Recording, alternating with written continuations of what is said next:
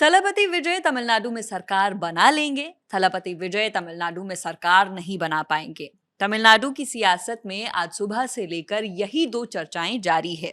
कभी लगता है कि तमिलनाडु में विजय को समर्थन मिल गया है, इस तरह की खबरें भी आती है कि कुछ पार्टीज के दो विधायक उन्हें समर्थन दे रहे हैं।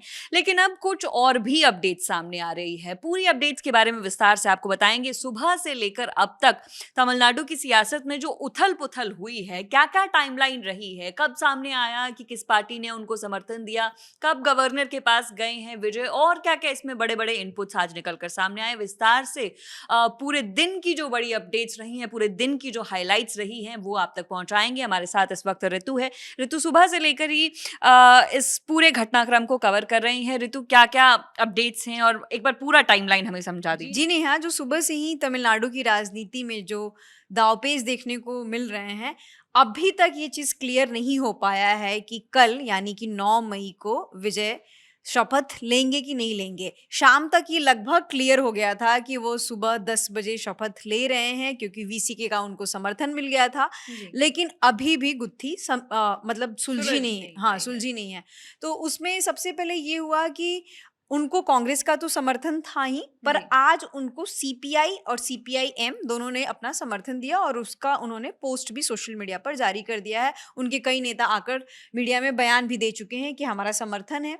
कुछ लोगों ने कंडीशनल समर्थन दिया, कुछ लोगों ने अनकंडीशनल दिया है, लेकिन उन लोगों का ओवरऑल ये कहना था कि अगर टीवी के फ्यूचर में बीजेपी के साथ जाती है तो हम अपना समर्थन वापस ले लेंगे।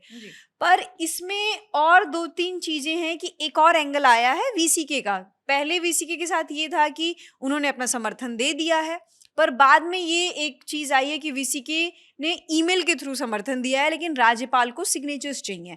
तो जो सिग्नेचर्स पहुंचे हैं अभी तक, वो 116 सिग्नेचर ही पहुंचे हैं। 2 सिग्नेचर्स और रह रहे हैं। अब इस बारे में आगे क्या होता है वो हमें देखने वाली बात है, लेकिन अभी तक तो जब हम ये वीडियो रिकॉर्ड कर रहे हैं, अभी तक तो ये चीज क्लियर है कि शायद उनका कल सुबह 10 बजे शपथ समारोह ना हो पाए। साथ ही साथ इसमें हम कुछ लीडर्स के भी बयान देख लेते हैं। जैसे सीपीआई-एम लीडर हैं एमए बेबी ने आके बोला कि DMK wanted CPI and CPM to support AIADMK led arrangement.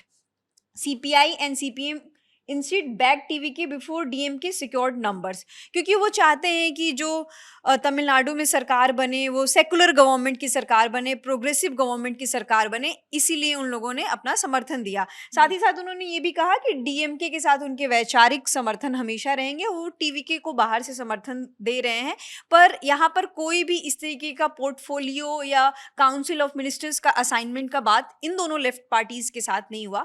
Congress के साथ उनके क्या क्या दांव पेच हैं वो अभी तक नहीं पता है, लेकिन अभी एक मीडिया सूत्रों के हवाले से खबर आ रही है कि कांग्रेस के पास 5 एमएलए हैं और उन 5 एमएलए का समर्थन उनके पास है। ऑलरेडी 2 दिनों से उनके पास समर्थन है, लेकिन 4 एमएलए अभी हैदराबाद के लिए रवाना हो चुके हैं।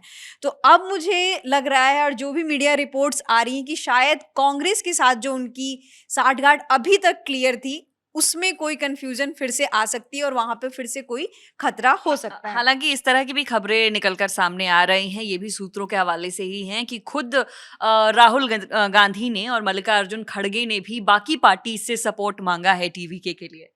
जी, ऐसी खबरें हो सकती हैं, लेकिन अभी तक इसका कोई भी मतलब मीडिया रिपोर्ट्स में खुलेआम तौर पर बयान नहीं आया है। लोगों ने अपने समर्थन जाहिर किए हैं और कुछ ना कुछ कि हम डेमोक्रेटिक गवर्नमेंट के साथ हैं, टीवीके को बहुत बड़ा सपोर्ट मिला है। इनफैक्ट डीएमके के मेंबर्स ने भी बोला, अभी स्टालिन का भी ट्वीट आया कि टीवीके को बहुत बड़ा मैंडेट मिला है, तो गवर्नर की रिस्पॉन्सिबिलिटी होती है कि उनको बुलाकर सरकार बनाया जाए।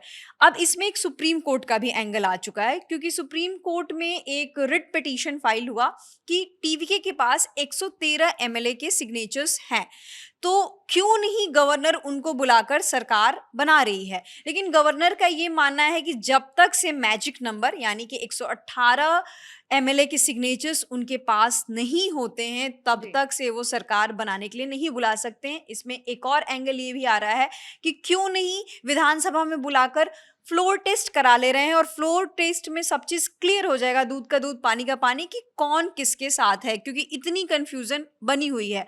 अब 2-3 जैसे कि पहले कुछ राज्यों में हुआ भी है, कर्नाटका में हुआ है, महाराष्ट्र में हुआ है, उसी तरह से लगातार ये मांग हो रही थी और जिसको लेकर प्रोटेस्ट भी किए जा रहे थे तमिलनाडु में कि आखिर क्यों गवर्नर नहीं बुला पा रहे हैं अब तक। ऋतु, इसमें और क्या क्या अपडेट्स हैं? और अभी तक अपडेट्स ये है कि शायद से वीसीके और मुस्लिम लीग भी इनको सपोर्ट करें। वीसीके का सपोर्ट अभी तक मिला हुआ था, लेकिन किसी ना किसी कारणवश उनका सपोर्ट अभी तक क्लियर नहीं हो पाया है। वो ईमेल और सिग्नेचर का मामला फंसा हुआ है और मुस्लिम लीग की तरफ से भी कोई क्लैरिटी नहीं आई है। कभी वो कह रहे हैं कि वो डीएमके के साथ हैं, कभी वो कह रहे हैं कि हम टीवीके के साथ हैं। तो अब क्या क्लैरिटी है अभी तक नहीं पता है, बट फिलहाल ये ओवरऑल अपडेट ये है कि शायद कल 10 बजे विजय का शपथ समारोह ना हो पाए, क्योंकि जी। ऐसा लोग कह रहे थे कि कल 2-2 राज्यों को 2 सीएम मिलेंगे, क्योंकि बंगाल का तो तय ऑलरेडी हो चुका है, लेकिन अभी तक तमिलनाडु का कोई भी क्लियर मैंडेट नहीं आ पाया है। तो बंगाल में शपथ ग्रहण समारोह कल होने वाला है, तमिलनाडु में शपथ ग्रहण हो पाएगा या नहीं हो पाएगा, जो भी अपडेट्स होंगी वो लगातार हम आप तक पहुंचाते रहेंगे। फिर वक्त ये पूरी टाइमलाइन थी आज सुबह से लेकर क्या क्या हुआ है तमिलनाडु की सियासत में, क्या उतार चढ़ाव हुए हैं, ये सब आपके सामने रखने की हमने कोशिश की। फिलहाल इस अपडेट में इतना ही। मेरा नाम है नेहा धीमान, हमारे साथ थी ऋतु। देखते रहिए दी ललन टॉप। शुक्रिया।